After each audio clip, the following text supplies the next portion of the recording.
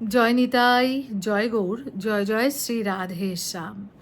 সকলকে নিতাই দরবারে স্বাগত জানাই। আশা করছি নিতাই চাঁদের কৃপায় এবং করুণায় তোমরা সকলেই খুব ভালো আছো এবং ভজনে আছো। জলকেলির দর্শন তোমরা ইতিমধ্যে পেয়েছো। কেমন লাগলো তোমাদের জলকেলি দর্শন করে? ভালো লেগেছে তো? আজ 12 তারিখ, ইংরেজির 12 তারিখ, 12ই মে 2024, মে মাসের দ্বিতীয় রবিবার। আজ মে মাসের এই দ্বিতীয় রবিবার সমস্ত বিশ্বে মাদার্স ডে পালিত হয়। এই মাদার্স ডে দিনটা বা এই যে একটা উদযাপন, এই উদযাপনটা কিন্তু অবশ্যই পশ্চিমী সংস্কৃতির দান। তবে যদি আমাকে জিজ্ঞাসা করো ব্যক্তিগতভাবে, আমার যেটা মতামত, মায়েদের জন্য আলাদা কোনো দিন হয় না, কিন্তু যদি একটা দিন আমরা একটু মায়েদেরকে স্পেশাল ফিল করাতে চাই, একটু বিশেষ ফিল করাতে চাই, মায়েদের এই যে আদর যত্ন সমস্ত জীবনব্যাপী মায়েরা যে আমাদের জন্য করেন এবং যে আদরে যে যত্নে আমাদেরকে বড় করে তোলেন, তার জন্য যদি একটা বিশেষ দিন মাকে উৎসর্গ করা হয়, তাতে কিন্তু আমার ব্যক্তিগতভাবে বেশ ভালোই লাগে, খারাপ লাগে না। হ্যাঁ, যদিও এটা পশ্চিমা সংস্কৃতির দান, কারণ ওই ইউরোপিয়ান দেশগুলোতে, পশ্চিমের দেশগুলোতে বাচ্চারা একটু বড় হতে না হতেই তারা কিন্তু বাবা মায়ের কাছ থেকে দূরে থাকে। ওই সপ্তাহের শেষ দিন দেখা করতে আসে বাবা মায়ের সঙ্গে, একসঙ্গে খাওয়া দাওয়া করে আবার চলে যায়। কিন্তু আমাদের ভারতীয় সংস্কৃতিতে কিন্তু এই রকমটা নয়। বাচ্চা ছেলে বা মেয়ে সে যতই বড় হয়ে যাক, তবুও কিন্তু সে তার মায়ের কাছে একেবারেই ছোট থাকে। 60 বছরের বাচ্চাও তার 80 বছরের মায়ের কাছে খোকন থাকে। মা কিন্তু সেই 60 বছরের ছেলের জন্যও চিন্তা করে, ছেলে এখনও বাড়ি এলো না, এখনও খেলো না, মা না খেয়ে অপেক্ষা করে থাকে। মায়ের অবদান আমাদের জীবনে আমরা কোনো দিনই ভুলতে তো পারবই না, মায়ের ঋণও কোনো দিন শোধ করা যাবে না। আমাদের সনাতন ধর্মে তাই দেখো, বাবাদের 4 হাত দেয়া হয়েছে আর মায়েদের দেয়া হয়েছে 10 হাত। বাবাদের থেকে মায়েদের ক্ষমতা অনেক বেশি দেওয়া হয়েছে। আসলেও কিন্তু তাই।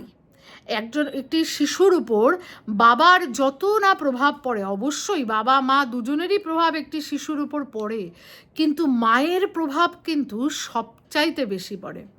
তাই জন্য বলে যে একজন পুরুষ যদি শিক্ষিত হয় তাহলে সে একা শিক্ষিত হয়, কিন্তু একজন মহিলা যদি শিক্ষিত হন তাহলে গোটা সমাজ শিক্ষিত হয়। কেন?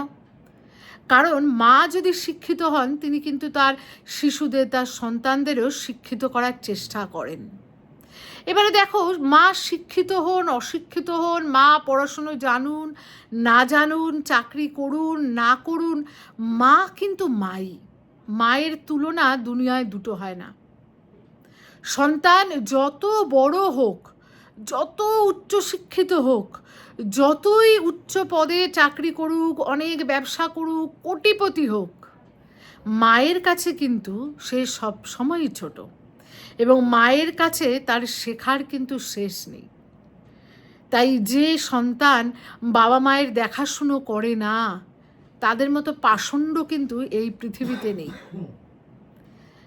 শাস্ত্র বলছে যে সন্তানের জন্য বাবা মায়ের চোখের জল পড়ে, মায়ের চোখের জল যে সন্তান মাটিতে পড়তে দেয়, সেই সন্তান নরকগামী হয়। তার কিন্তু কখনোই তার সদ্গতি হয় না।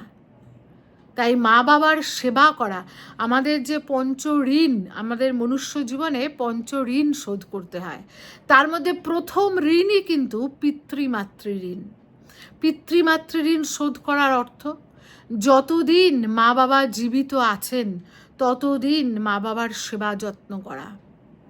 যখন আমরা ছোট থাকি তখন দেখো, মা বাবা কত ধৈর্য সহকারে আমাদেরকে বড় করে তোলেন, আমাদের প্রতিটি অত্যাচার সহ্য করেন।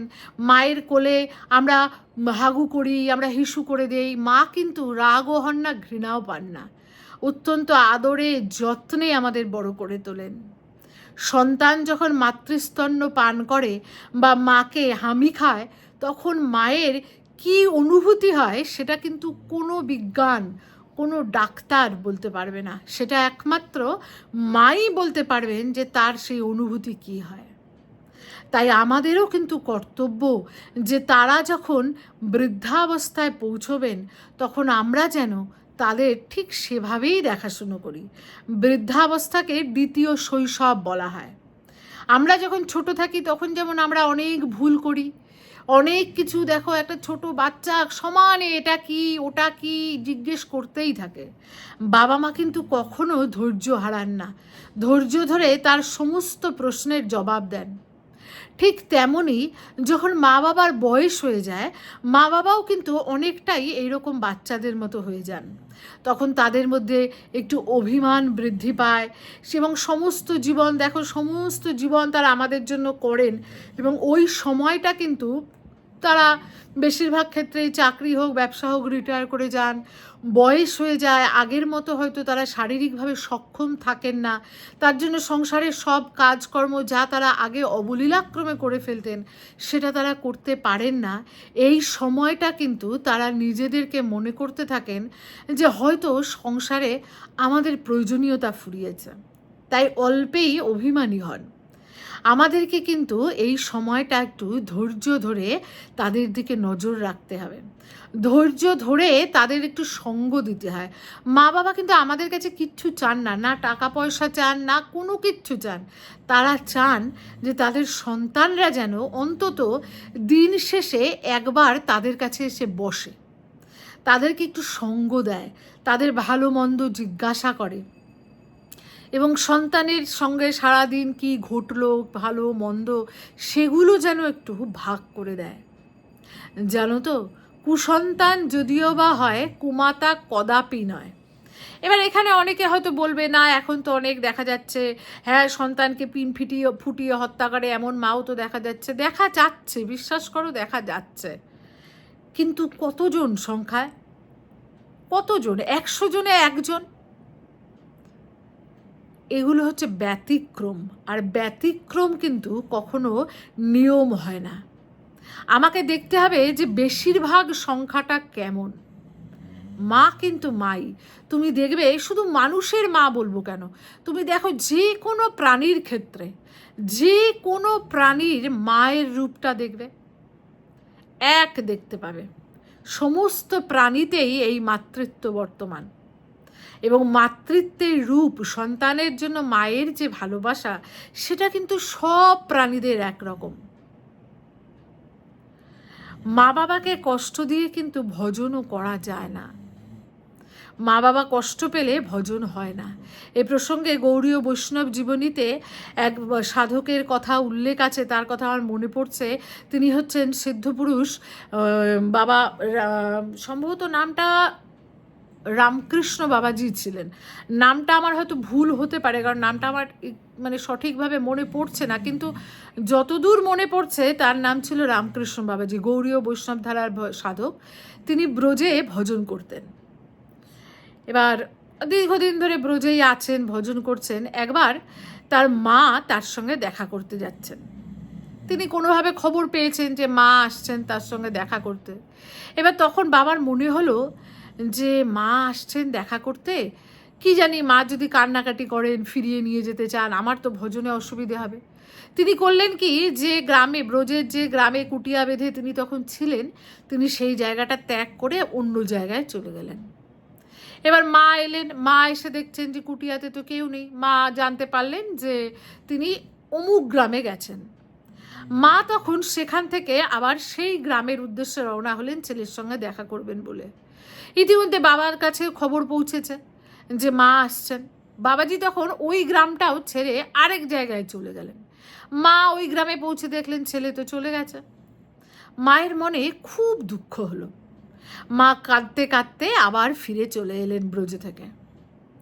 মা তো ফিরে চলে এলেন, কিন্তু বাবার কিন্তু ভজন আটকে গেল।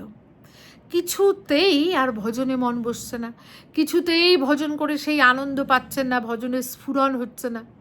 এবার তিনি তো বুঝতে পারছেন না কেন হচ্ছে। বহু চিন্তা ভাবনা করছেন যে কি হলো, কোথায় অপরাধ হলো, তিনি কিন্তু বুঝতে পারছেন না। তিনি এবার চলে গেলেন সিদ্ধ বাবার কাছে। সিদ্ধ বাবার কাছে গিয়ে সব খুলে বললেন, জিজ্ঞাসা করলেন যে কেন ভজন হচ্ছে না। সিদ্ধ বাবা চিন্তাভাবনা করে বললেন যে এইরকম কি কিছু হয়েছে, যে কাউকে কি তুমি মনোকষ্ট দিয়েছ? ইতিমধ্যে কি এমন কোনো ঘটনা ঘটেছে যে তোমার আচরণে কেউ কষ্ট পেয়েছে? তো রামকৃষ্ণ বাবা অনেকক্ষণ ভাবলেন, ভেবে তারপর বললেন যে আমি তো কোনো বৈষ্ণব চরণে অপরাধ করেছি বলে মনে পড়ছে না, তবে হ্যাঁ, যে মা এসেছিলেন, আমি ভয়ে মায়ের সঙ্গে দেখা করিনি। মা অনেকবার দেখা করার চেষ্টা করেছিলেন, কিন্তু আমি যখনই খবর পেয়েছি যে মা আসছেন, আমি পালিয়ে পালিয়ে গেছি। তাই মা একটু দুঃখ পেয়ে কাঁদতে কাঁদতে চলে গেছেন। সিদ্ধ বাবা বললেন, এই জন্য তোমার ভজন আটকে গেছে। তুমি মাকে নিয়ে আসো, মাকে নিয়ে এসে মাকে সেবা করো, কিছুদিন সেবা করো মায়ের, তারপর মায়ের কাছ থেকে অনুমতি নাও, নিয়ে ভজন শুরু করো। তাহলে তোমার ভজন আবার আগের মতো হবে, আবার তুমি আনন্দ ভজন করতে পারবে। রামকৃষ্ণ বাবা তাই করলেন, মাকে নিয়ে এলেন তার কাছে, ব্রজে নিয়ে এলেন। নিয়ে আসার পর 6 মাস মায়ের সঙ্গেই থাকলেন, নিজে হাতে মায়ের সেবা যত্ন করলেন। মা যখন ছেলের এই আচরণে খুব আনন্দিত হলেন, এইবার তিনি মায়ের কাছ থেকে অনুমতি প্রার্থনা করলেন যে মা, এবার আমাকে অনুমতি দাও, আমি এবার একটু ভজনে মনোযোগ দেই, এবার আমি একটু একান্ত সাধন করি, তুমি এবার তাহলে বাড়িতে ফিরে যাও। মা এবার কিন্তু খুব আনন্দ সহকারে ছেলেকে অনুমতি দিলেন যে হ্যাঁ বাবা, তুমি এবার ভজন করো ব্রজে, আমি এবার আমাদের গ্রামের যে বাড়ি আছে সেখানে ফিরে যাই।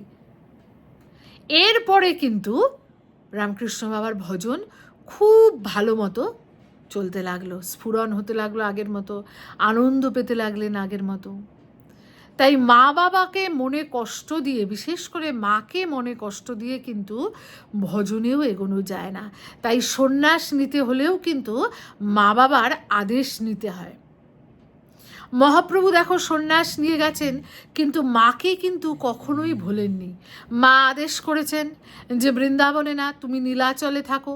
তাহলে প্রত্যেক বছর রথের সময় তো বাংলা থেকে অনেক লোক যায়, ভক্তরা যায় জগন্নাথ দর্শনে, তাদের কাছ থেকে আমি তোমার খবর পাবো। মহাপ্রভু কিন্তু মায়ের সেই কথা রক্ষা করেছেন, তিনি কিন্তু নীলাচলেই বসবাস করেছেন। মহাপ্রভু কিন্তু মাতৃভক্তির দেখিয়েছেন, মাতৃভক্তির উদাহরণ দেখিয়েছেন। তাই আজ এই মায়েদের এই বিশেষ দিনে চলো আমরা সকলে মিলে শপথ নেই যে কোনো মায়ের চোখে জল আনতে দেব না। আমি প্রার্থনা করি সমস্ত বৃদ্ধাবাসগুলো বন্ধ হয়ে যাক, মা বাবা তাদের সন্তানদের সঙ্গে আনন্দে বসবাস করুন। জয় নিতাই, জয় গৌর, জয় জয় শ্রী রাধেশ্যাম।